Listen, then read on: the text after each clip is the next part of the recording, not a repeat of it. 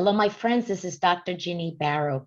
If you're following along with the 21 qualities that leaders must possess to lead powerfully and empower people through these difficult times that we're living through, then you probably have begun to see a commonality. One of the things you will notice is that each and every one of the 21 qualities we're covering is something that is 100% under your purview, under your control. It is within your locus of control or your sphere of care, as Simon Sinek calls it. This means that each of these qualities that we are discussing is something that you can decide today that you will begin to live and embody. And you don't need anybody's permission, or you don't need anyone else to participate as long as you conduct yourself in this way. So today I'm here to discuss quality number 11, an empowering and healing leader leads with positivity. Have you noticed cases where you and someone else have a similar experience? Perhaps you're at the airport and your plane has been delayed, maybe because of bad weather, or perhaps because there was a delay earlier in the day that has had a domino effect. If you notice when they make the announcement, we're sorry to announce that our plane has been delayed for 30 minutes or 45 minutes or an hour, even though everybody in that waiting area is going through a similar experience, there are some people who will simply lean back, pick up a book or their phone and begin to read. Other people will get extremely upset that this is happening, regardless of the reason why it's happening. So when you go through those types of experiences, I love to observe people and people watch when I'm in public places. And I notice the difference when someone interprets what is happening and gives it a positive meaning. For example, I would say something like, oof, at least I don't want to take off unless it's safe, meaning that if the weather is bad. I don't want to be up in the air when there's the visibility is low and the pilot may have difficulties. So I prefer to be grounded and wait until it's cleared to fly. Other folks may be very anxious and get upset at the situation because they have no control. They may have a place to go. And in a way, we can create a snowball effect in our minds as to why this is happening or why this is happening to me.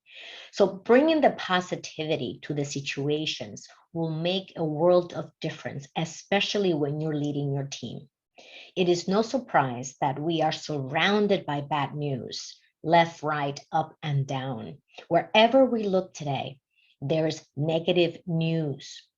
And so as individuals who are here to influence the spaces that we frequent, who are here to lead our people and help them create constructive outcomes, no matter what is happening in front of us, it is our responsibility as healing leaders and empowering leaders to bring the positivity that can help us become more resourceful instead of going into a downward spiral.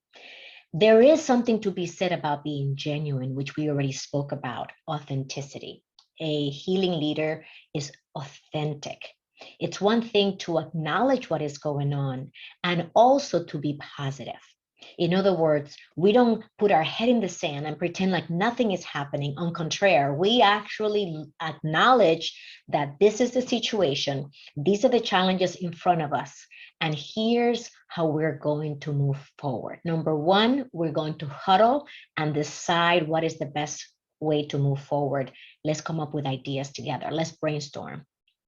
Number two, this is only an example that I'm giving you. Number two, we're going to go ahead and implement whatever decision we make today. And number three, we're going to communicate broadly to the organization what we are doing so everybody can get on the same page. That's a simple example of how we can use positivity to acknowledge what is going on, even when it's not going well, and to have a positive outlook that we will figure out what's going on and we will come up with a solution to move forward in a very productive and collaborative way. That is something that is 100% under our control, something that we can do with the people that we lead, including our families. Have you noticed how kids sometimes when they fall, they wait for the parents to reaction to see whether they're going to cry or not? And if a child falls and you look at them and you notice that they're okay, there's no blood coming from their scraped knees or anything like that, you just say, "Oh, you're okay." And they get up and they keep going. But if they fall and you go, "Oh, are you okay?" They panic and they begin to bawl. So that's what happens to the people around us. As leaders, our people are looking to us for our reaction. How are we going to take the news? So it's extremely important to be emotionally intelligent, self-aware of what is it that you're feeling, and then having that social awareness to see what is happening with the people around us. And when you calibrate your emotions and those emotions of the people around you, you can come up with a constructive reaction or response that will help your people move forward instead of going into panic mode and into the negativity that has really gripped our society right now. And we are struggling with the negativity and we don't know how to release it, how to be more positive in the midst of all the BS that is going on around the world. And I send so much compassion and love for everybody who's in a tough situation right now.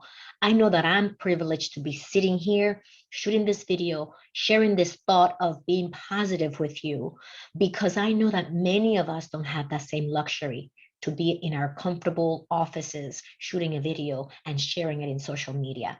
I am not oblivious to that privilege that I have right now. And while I'm here, I am choosing what I share with you and what I do to infuse a little more positivity into an environment that's already pretty poisonous and unhealthy.